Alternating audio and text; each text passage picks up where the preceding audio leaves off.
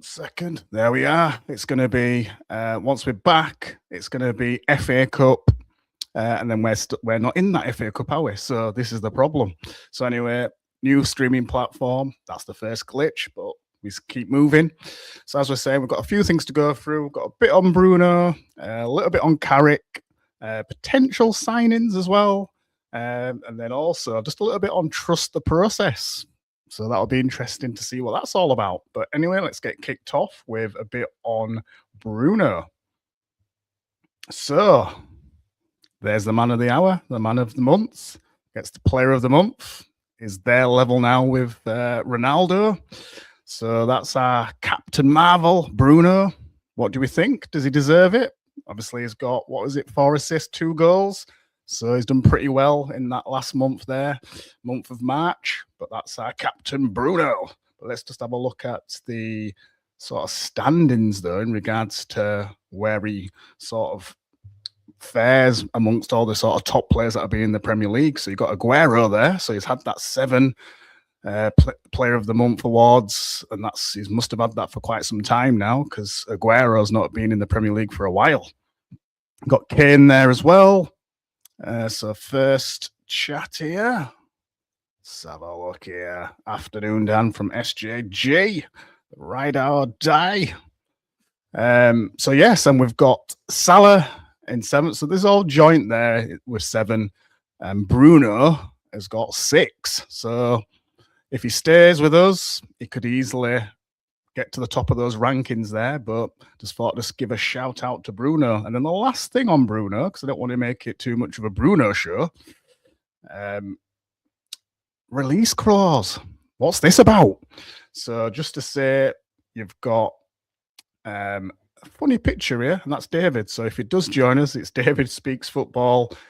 He may join. I know he's working today, but if he does, he'll pop in and just have a quick chat about all things United.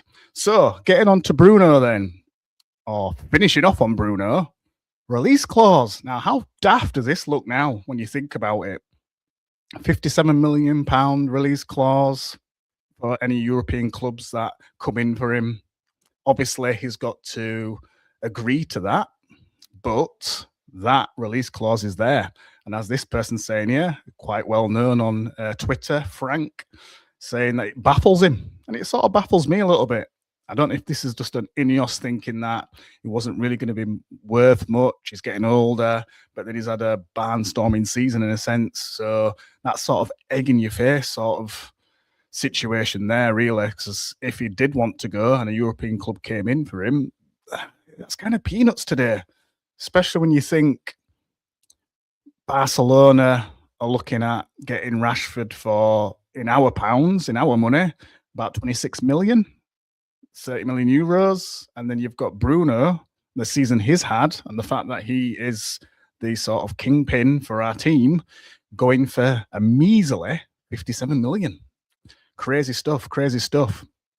So what was it saying there? Yeah, so not so long ago, as it's saying there in that article, you were looking at 100 million from Saudi, and where are we at now? That's the thing.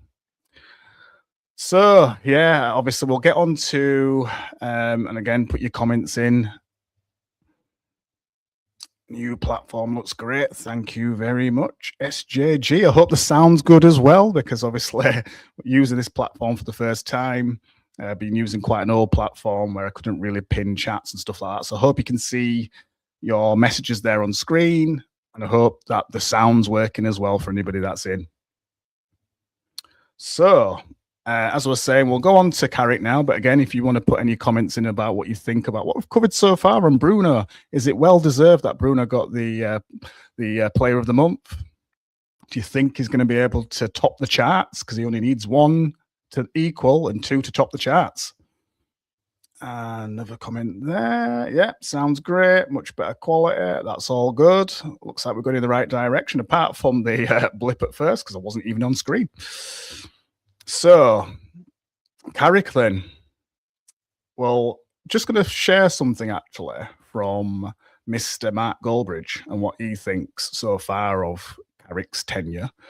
So, as he's saying there, and obviously he's not, I don't believe he's against Carrick. And I think he's I don't think I'm as far as he is in regards to not wanting Carrick to be the permanent coach. However, I think he just wants us to sort of take a little bit of stock, think a little bit about this, consider everything in a sense, because as he's saying here, I think people are forgetting that when Amorim was still here, we were joint fifth, still in the hunt for the Champions League spots. Liverpool, and not just Liverpool, obviously, Chelsea, as it's saying there, Villa, as I was saying before, were going to sort of struggle because of their midfield. Spurs, I mean, obviously Spurs are Spurs, but you'd expect Spurs to have kicked on this season because they beat us in the Europa League, got themselves back into Champions League money, Champions League status. You'd expect that Spurs would have done better this season. So, in effect, what Goldbridge is trying to say here is he may not be taking 100% credit away from Carrick, but what he's trying to say is, would we have still done what we've done now with Amorim, or is Carrick done as well as we all suggest he's doing? Because Liverpool aren't playing the best, and as he's saying there, 15 points in 33, and Chelsea with Rafinha and Huddles and respecting the ball and everything, they're not doing particularly well. Spurs, as I've just said there, they're fighting relegation. So is the Premier League, and in Newcastle, let's not forget Newcastle as well. So is the Premier League the same as what it was last season? Obviously, Liverpool won the Premier League. So what's going on there? You've got Arsenal that are sort of run away with it and then run away with it again when it looked like City was sort of flirting with trying to mount a challenge, a proper challenge. But even they have been able to fumble and slip and still be at the top of the league with some healthy points. Because obviously with City, they haven't hit that form that you're used to. And obviously the best of City, when you had the best of Liverpool, where they were battling and getting those sort of 100-pointer type seasons. So those high 90 seasons. So it's not quite the same. So I can see what Goldbridge is trying to say there. But do you agree with him, though? Because I don't know. I think it could be a little bit harsh. I think it didn't look great at times under Amorim. I know he didn't particularly go under performances. It was more in relation to maybe a disagreement with the board, disagreement with Wilcox, head-to-head, butting heads. But however, he's come in, Carrick. He has changed things. I do think that we do play better. And I'm just going to put this up on screen so that you can sort of see. It's a little bit of a battle between, I'm not going to read it all, but sort of like a battle between Carrick and Amorim in a sense. So what it's basically saying here is under Carrick, we play longer, more intricate possession with more 10-plus passes, sequences, while maintaining almost the same speed. So it's not really impacted the speed of us on the ball. According to this article, this is from Critchley in The Athletic. And obviously, I think what sort of Carrick does as well is he has one fullback that goes high and one that sort of tucks in, and he sort of did that at Middlesbrough, I believe. So Shaw does tuck in a bit more, and Dalot sort of gets on his bike. So you've seen so many times he frustrates as Dalot, he gets in the box, but he makes lovely runs. And he has been crossing a bit, but I think looking at that, it is basically saying that we aren't crossing as much, but we've got more of the ball, more passes. It's more of a passing game, which you'd expect from Carrick, who used to be a midfielder that loved to pass the ball. So you're sort of going to get that. And a lot of the time, if you've got players that go into coaching, they sort of want to impart how they used to be as a player. Not all the time, but a lot of the time, especially if you've got a midfielder that passes a lot and what have you and controls the game. That's the sort of play you expect to see, really. So that's kind of what it's saying there. But moving on to the next bit, really, then obviously, before we get into sort of signings and stuff and potential signings and what's happening at the minute, we've got to think about signings that might be coming in. Just like you or I, you want to know who the coach is going to be, the manager is going to be. And as it says here, this is what's coming back. And this is Andy Mitten, who's quite close to the club. I think he does write for the Manchester Evening News as well, I think. Does the Talk of the Devils podcast. I think he has got links with the Athletic as well. But he's got much of it in with United, so you will get some feedback. But what he's basically saying here, possibly incoming players are wanting to know who the next coach is going to be. They want to know if it's going to be Carrick. They want to know if it's going to be like a Nagelsmann, for example. And we'll come on to a bit of that as well. They want to know who the coach is going to be. Is it going to be an elite coach? Is it going to be a coach that's going to be able to coach them and make them better, especially if it's a younger player? So younger players are going to want to know that they can sort of excel, they can get better, they can get in the squad, they can play, they can sort of improve their career prospects. So they're going to want to know who's there. Is it going to be a stable environment with whichever coach comes in? So you can sort of understand that. Well, you can understand that. Not sort of. You can understand that. So you can sort of see then the thinking behind players. Because again, a lot of times you think that players aren't bothered about certain things, but their agents will be. Even if the player themselves is not thinking on that wavelength, the agents will still want the best for their clients, generally speaking. Now, obviously, we know that agents are there for money and what have you, but they're going to make more money if they make good moves with their client. And obviously, if they keep making bad moves, that client might move on to a new agent. So it's all in the agent's interest to know that they're going to a good club that's going to develop their client, and also who that coach is going to be. That coach is going to be stable, knows what they're doing, they're elite, they're going to play their client. And that's what it's all about. So you can understand that. So coming on to sort of Nagelsmann, just to touch on Nagelsmann, obviously it's looking a bit more like it feels like it's a toss-up between Carrick and Nagelsmann now. And that's because a lot of our target coaches are starting to dwindle. So as we've sort of spoke about before, I think Enrique was more of a dream. I mean, I'm not saying that dream's over, but more and more when you think about it, it feels like PSG are wanting to tie him down. And even if they can't tie him down, they're wanting to sort of keep him there till next season, end of next season, because that's when his contract ends.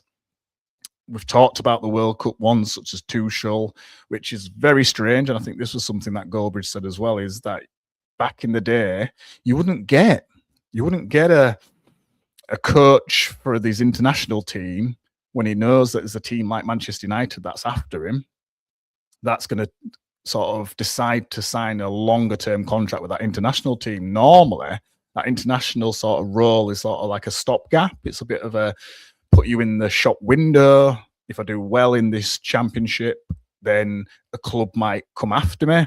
And that's what it normally is. Or it's normally for a coach that's sort of done it all and wants to sort of do that as a last thing before they retire. So a bit like Ancelotti, I would expect Ancelotti would possibly, especially if he did well with Brazil and it lasted a bit longer, he would then retire after the Brazil job. You would expect, unless he did something back home in Italy, you'd expect him to retire after that. But then you've got a Nagelsmann, for example, who is kind of in between jobs in a sense. So he's young enough and probably too young to stay in that international scene, and he'll want to get a club job eventually. So I'd expect that if a team like Manchester United comes calling, he's going to want to come to a team like Manchester United, for example, because I'm sure, is he still in his 30s? I'm sure he's still in his 30s. So I would expect, like I say, he'd want to jump at the chance. Tuchel, on the other hand, you could say he's kind of been there, done that in a sense. He has already coached in the Premier League. He's coached at PSG. He has been over in Germany. He probably hasn't landed the top job. So he hasn't had a Manchester United. He hasn't had a Real Madrid, for example, or Barcelona. Or I don't think he had. Did he have Bayern Munich? I think he did go to Bayern Munich. So, but he has decided that he'd prefer to stick around with England, which is very strange because you never get that normally with international coaches. So, like I said, just touching on Nagelsmann, because all these other ones seem to be dwindling away, because the other ones are, as I would always call them, hipster managers, your Ariolas, for example, your Glasners, for example. they've kind of waned a little bit. They've kind of shown their true colours for me, where they've either done as much as they can, or it looks like they've done as much as they can, and they're not quite there where we thought they were originally. And obviously, when you get a coach coming through in the Premier League, you see him week in, week out, and you think, yeah, they play good football, particularly. But end of the day, that can sort of run its course a little bit, and the Premier League is unforgivable at times as well, so it can expose you. So, what do you guys think? Would you take Nagelsmann? Would you take Nagelsmann over Carrick? I think week by week, and if Carrick keeps winning games, you start to move towards Carrick and think, yeah, he's definitely the man. Or let's have a chance on Carrick, because who else is there? And I think you do quickly and easily get into that frame of mind. And I still think that, and one or two people are saying the same, we have to keep with the process, and that process being that you've got to interview people, you've got to look and see who's there available, and even if there looks like someone that isn't available, you've got to be a big club and go for it. Got to be a big club and go for it, put the money on the table and say, we want you right now, and show intent, show seriousness, because I think that's where the issue is sometimes. And I think Tuchel's probably looked at us as a bit of a laughing stock, to be fair. And I think that's why he sort of decided that he's just not interested. And there has been contacts in the past. I'm just not sure that he took us seriously. And that is a concern for me. So, still up in the air. I'm still not quite sure if I would go Nagelsmann or not. I was calling him on David's channel is a bit of a hipster plus. And what I mean by that is I'd put him a tier above your De Zerbis and your Areolas and stuff like that. And that's another one that's sort of gone, is De Zerbi, because he's now at Spurs. But I'd put him a tier above that, purely because he's did he start at Hoffenheim, then went to Leipzig, did quite well at Leipzig in regards to stabilizing Leipzig and making them like a continuous Champions League team. Then goes on to Bayern Munich as well and wins the league there, I believe. Again, most coaches with any decency wins the league there anyway, but there's always a chance that Dortmund can pip you to the league if you're not careful. So you've got to give him a little bit of credit there. And then obviously the German national team don't mess about, and they've selected him as their coach right now. So he's had a bit of a journey there. He's done a few different things there. He's starting to show a bit about him, you could say, building his profile in that sense. You listen to him speak, and obviously that happens quite a bit. I mean, I can listen to Ragnick all day and get drawn in. Doesn't always mean much, because you've still got to be able to bring people with you, even though a lot of things he says, it kind of captivates you. So, like, I listened to Nagelsmann not so long ago, and it's all about reading the game. It's not about just setting up your team, hoping for the best. It's about, once that game's playing, you're on the sidelines. What can you change? What needs changing? What do you need to say to the players at halftime? What substitutions can you make that's going to make a difference to the way that the team's playing? Can you nick a win? Can you recover a game that you're losing and draw it level, or go on to win? So all those sort of things. And obviously there's a lot of that sort of German philosophy going on, that pressing philosophy that he's got. So it'd be very high press. I do believe, looking at stats under Carrick at the moment, the press has dropped a little bit. It's not quite as high as it was under Amorim. It's only dropped minutely, but it makes a difference in terms of recovery for the players. And often coaches will do that to protect certain players or protect a particular line, like the back line, for example. And knowing that you've got players like Maguire that could get beaten on the break, and one or two midfielders that, like Casemiro, that could get beaten as well if we're getting countered on. So it kind of alleviates that issue of being countered on. And I think we have probably been less countered than we did against Amorim. And also, the difference has been is that there's so many times in games where you think you're going to win, or you think you might draw, and then we lose it towards the end because that other team counters on us, and we've just not set up in the right manner to stop that. So it can be an issue. So moving on to signings then. Like I said before, there is players that want to know who the next coach is, the next manager, if you want to call it that. But as always, this just changed ever so slightly. So now you've got Tonali that seems to have come back. There seems to be a almost like a tug of war between Tonali and Bruno G. You don't know sometimes if the agent is playing games and trying to get him a better contract or trying to get him a move elsewhere, or sort of test the waters with the club to see if they would sell them.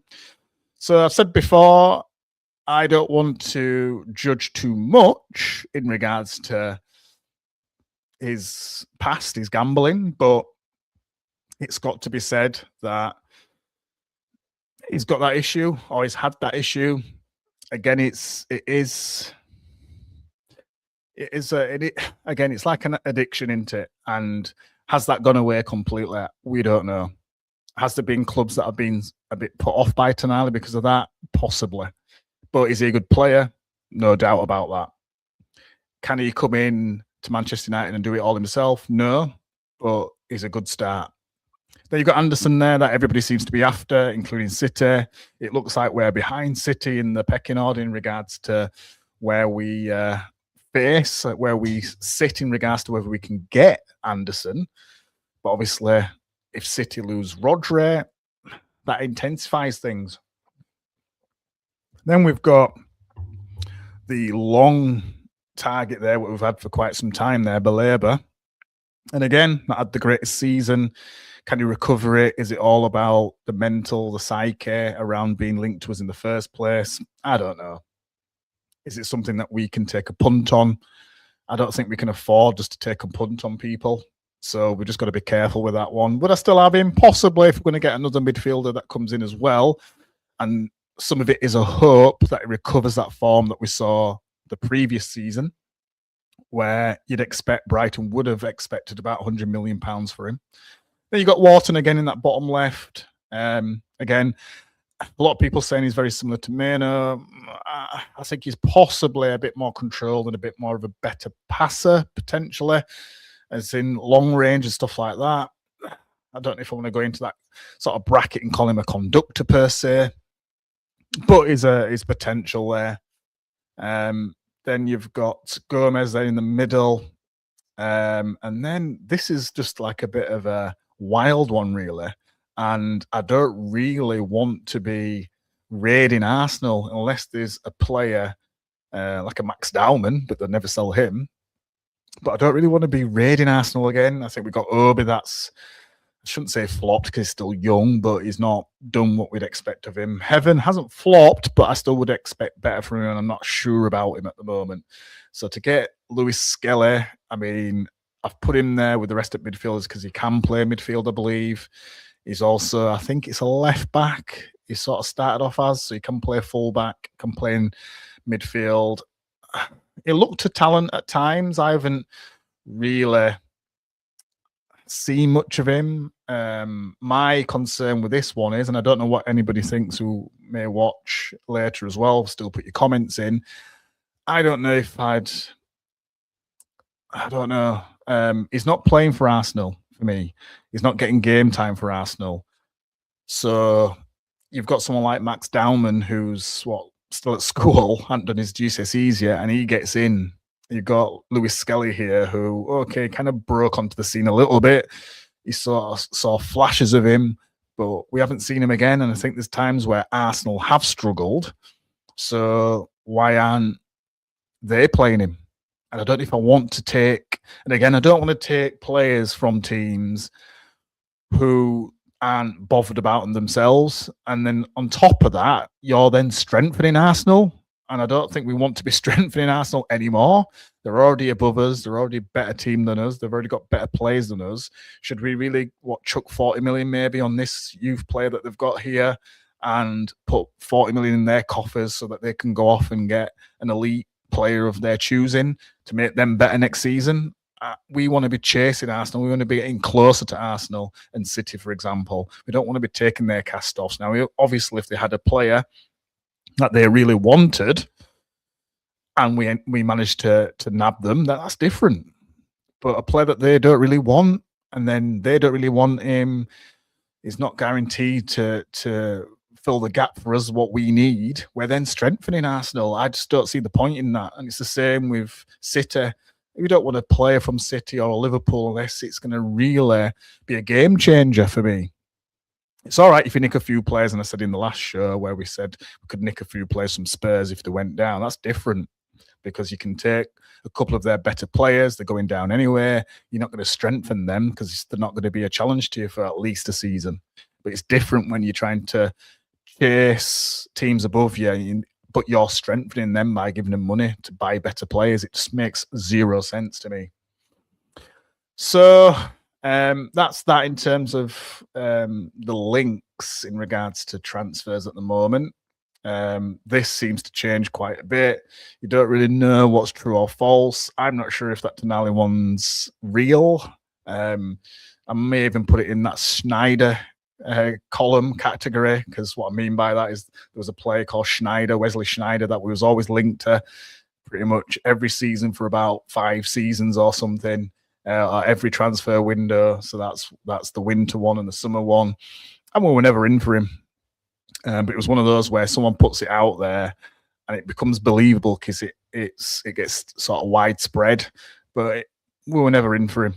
And I just don't know if this Tonali one's similar. So that's that in regards to the transfers then. Just wanted to touch on as I was saying earlier, the trust the process. And what I mean by that is looking at this, for example, we've got Tony Cotton. You might not be able to see the name Tony because it's behind my logo there. But we trusted Tony Cotton twice now, I believe. So we trusted him with De Gea. So we scouted De Gea. I believe that Sir Alex Ferguson spoke to Tony Cotton and said, "What you thinking?" I can't remember. There was a couple of names in the mix, and he said younger profile, be here for many, many years, and he went for De Gea. And De Gea worked out pretty fine, apart from towards the end where I believe a lot of people wanted him out, including myself. I said, and I feel, I mean, I'm not saying I particularly wanted Onana, but at the time when the way football was going, obviously I fell into the trap of sort of lemmings following City, and they had a goalkeeper that played from the back, and it looked really nice, and you can set up your players from the back, and used to draw players in and stuff like that. You kind of think, right, okay, De Gea can't do that. He's a good shot stopper, does all the basics really well, but you want someone to be a bit, nicer, someone that can do the more modern style. And then for me right now, I regret even thinking that way, because I just think you just need a goalkeeper. And I think you've always needed this, a goalkeeper that can stop the ball going in the back of the net. Sounds simple, but with this keeper, he catches the ball well, under pressure as well. I've shown stuff before where you've got that sort of waiting at the bus stop at corners, and fantastic play against Everton, caught every single ball or punched it out. And that's what you need, someone that can catch the ball, punch the ball. It can play out, doesn't play out a lot in terms of short passing. It does a lot more long passing, but he's got both feet, both footed, really good. Is a good shot stopper. Does need to improve in certain areas, as I've said before. I won't go into it now, but I think overall, the trust the process section of this show is, you've got to have a shout out to Cotton there, because he has found De Gea or recommended De Gea, and he's done the same now with Sene Lamons. So trust the process, I think, is a good thing to say. And then moving on with trusting the process, we've got this. So unfortunately, again, you can't fully see the bottom properly, but basically what this is, you've got season 2024-25 and season 25-26, which we're sort of in. And you've got top section there. We've got Garnacho. Does anybody miss him? And who do we say has replaced him to a certain degree now? I know, obviously, Dorgu came in as a left back, but his last few games for Manchester United was on the wing. I think Dorgu absolutely wiped the floor with Garnacho as a replacement there. You've got Højlund. I didn't mind Højlund, to be fair. And again, put your comments in. What do you think about this? Do you think the players that we've brought in for this time round adequately replaces that top section? So Højlund, I thought he was a decent striker. He was obviously young player, coming through the ranks, learning his trade. But obviously at Manchester United, you haven't really got time to learn your trade. He's gone off now to Napoli, doing all right over there in Italy. We've replaced him with Sesko. Sesko's been on good form recently and has come through. Quite happy with Sesko at the moment. Obviously, there's still more that we want from him in games, but been pretty happy with him. Then you've got Rashford there, and you could say Cunha's like the replacement because they both play on the left-hand side. Rashford, obviously, for many, many years, especially when he came through the ranks as a youth player, burst onto the scene. Unlike Micah Richards, burst onto the scene, left-hand side, can play up front, sort of false nine as well to a certain degree, but that pace, that skill, that trickery, that strike of a ball, very good. But then towards the end of his time at Manchester United, still our player, by the way, he's just on loan at Barcelona, not great. Didn't really seem like he wanted to play for the club. So Cunha coming in, had a bit of a patchy form at times, but more of late, especially under Carrick, is come to the fore, been playing pretty well off that left-hand side. I know he sort of comes inside, but played pretty well off that left-hand side. He's got assists, scored goals, game changer off the bench at times when he first came through under Carrick, or when Carrick first came into the team as coach, sort of benched him and brought him on as almost like a super sub. And nobody forgets the goal against Arsenal. And then obviously since then, assists and goals and what have you. And he changes games. And you've got to just think about that game against Bournemouth, how he sort of cut inside into the box and got pulled back. That's the sort of player that you want from our players and our wide men. And then lastly, you've got the fidget spinner there, Anthony. Gone over to Spain, had a cracking season on loan. I don't know what he's been doing this season, to be fair. I'm not sure if he's been at the same heights, but for us, sort of really good start. I think his first game was against Arsenal and scored. Really good start, but very left-footed. Always wants to be on his left. Put him on his right, he's screwed. Never uses his right foot, never crosses. Has got a good curling shot on him, but you can always tell when he's going to do it. So it's very predictable. Calling the fidget spinner because he used to just do that stupid spin on the ball. So I don't miss Anthony at all. And in his place is Mbumo. Obviously not being on great form, and it's something we touched on before in regards to the fact that he didn't go to the internationals along with Sesko. Looks like there's a fitness issue there. So is that something to do with his form recently? Quite possibly. We'll have to see how he gets on after the international break. But had a really good start under Amorim. Played okay under Carrick to a certain extent, but then his form started to sort of dip game by game. Still making really good runs, but finishing's been crazy at times. Touch sometimes has been really off. So a hard one there to sort of say on that one. I think overall, and obviously it's just his first season for Manchester United, there isn't a Premier League adaptation needed, but there is a Manchester United adaptation needed. So we'll have to just see how he gets on for the rest of the season. Still got some good goal involvements overall, though, to be fair to him. But let's see him kick on in the second season. And hopefully he can do that along with Cunha and Sesko and just really kick on in the second season. So again, the trust the process mode there is that season 24-25 with the top lot, 12 goals. That's after game week 31. After game week 31 in 25-26, 28 goals. So you've got more than double going on there.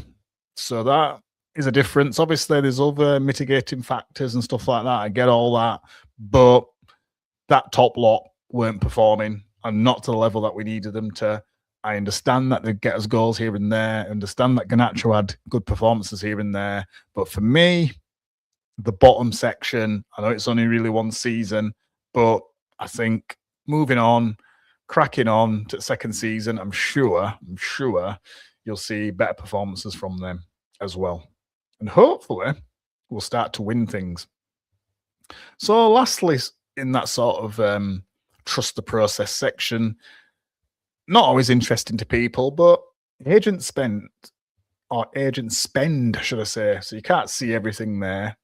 But basically, there's a lot of teams there, obviously, that get involved in transfers, and obviously there's always agent fees. It's in alphabetical order, so that doesn't mean that Bournemouth has spent the most, by the way. It is really small. But a lot of people just would think that Manchester United will have spent the most on transfer fees. There always seems to be like some form of narrative around stuff like that, around Manchester United spending on transfers, around Manchester United agent fees, and you name it.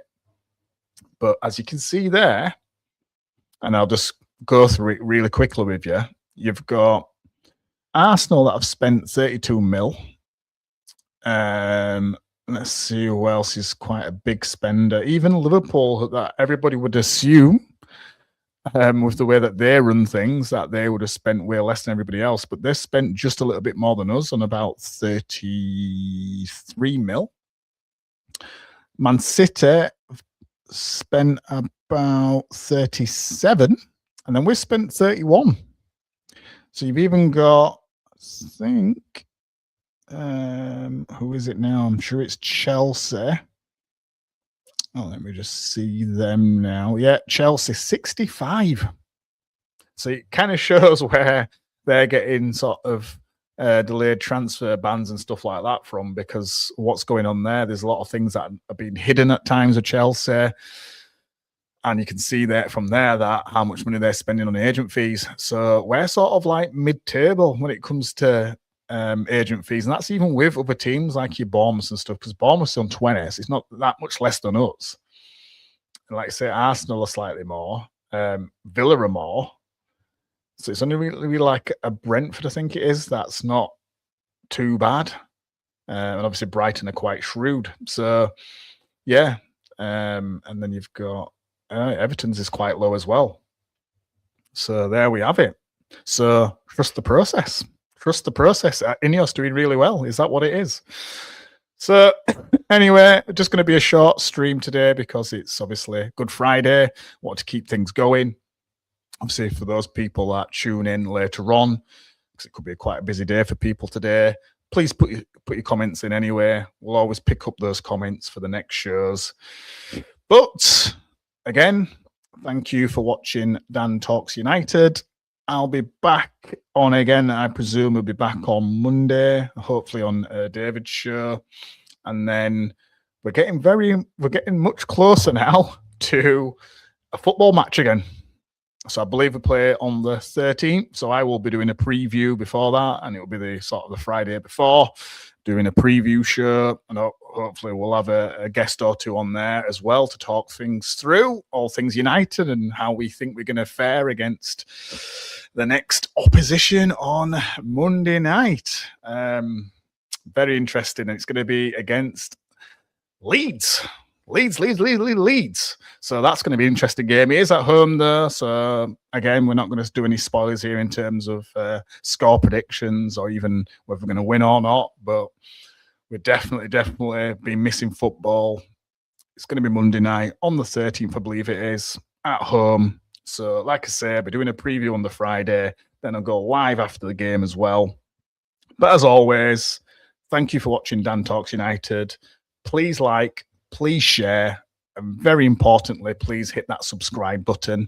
Sorry about the sound on the last stream, but hopefully this was way better. But I will catch you people on the next one. See you later, people.